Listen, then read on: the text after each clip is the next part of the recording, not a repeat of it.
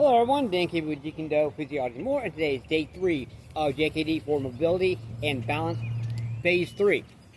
So my balance might be a little bit off right now because I just did some extreme training. I haven't gone for a long run for a little bit. I actually took a little bit of time. Not gonna say I took time off of running, but I kind of tapered off just a little bit to focus on more of my strength and my upper body, lower body mobility and things like that. And I took a little bit too much time off. It's hard to get back into it, especially when you're driven to do the type of cardio and conditioning type that I do. Okay, so I actually went for a run for 50 minutes 53 seconds, and I have not gone for a run that long in quite a while actually. So even when I was running, it wasn't really a whole lot. I was focusing more on intensity and the stamina base rather than the actual endurance. So I did that. Actually before that I did just some kicks, mainly mobility, but it still actually took a little bit out of me. And then when I got back, I actually did some extreme weight / kicks. Basically, I alternated between some leg training, doing different variations of some squats with weight and Romanian deadlifts on my footstool for weight because of my flexibility in my hamstrings with weight. And then I ended with some time under tension and a little bit of speed training for both areas, both squats and the Romanian deadlifts, and then I did some very intense abdominal training. So my balance is a little bit off. I'm actually completely wiped clean right now, but guess what? I'm still going to make my video. That's part of embracing the discomfort. It's part of being limitless, and it's part of living the JKD way. Like I said, I've been doing this for over 16 years, not necessarily to this intensity level, but I've actually been doing this intensity level over a period of time. There's times that I will do a little program where I'll do more intensity for a period of time and then taper off, maybe focus more on endurance, mobility, strength, whatnot. Wintertime is more of my higher volume endurance training, as well as gaining a lot more strength, whereas the summertime is more my stamina and speed base, although I maintain both. So in the wintertime, I'll maintain my stamina and speed, and in the summertime,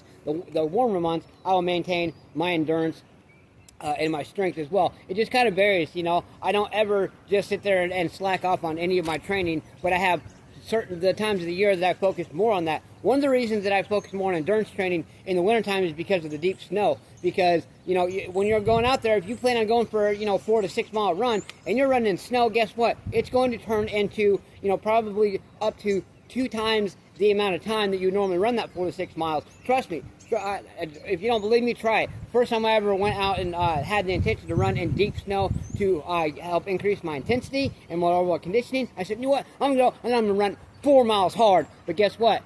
I barely got to, 2 miles out, and I thought I was going to die. So the thing is, continue to embrace the discomfort. I'm proud of all of you, and you must be proud of yourself. So today what I want to show you is actually, I've showed you before, I think it was phase 1 or phase 2, might have been phase 1, the Taekwondo side kick, which is simply just basically what you do. You kind of fake your opponent into thinking that you're going to do a drop kick, boom, and then you immediately go into a side kick. So what I want you to do, there's a couple things. So I want you to go and do that, boom, and then when you get into there, I want you to do low, mid, high. This is really going to work on your balance a lot, your mobility, because these side kicks actually, one of the reasons that I mentioned also, I think in phase 2, was that I do these side kicks because they really help increase the mobility in my hips. I don't necessarily do them for technique, although my technique has gotten pretty decent, but I do them more for mobility. So here's the exercise I want you to do today. So boom, okay, sorry. So boom, that's on a side kick. Hold yourself, you have to hold on to something that's fine.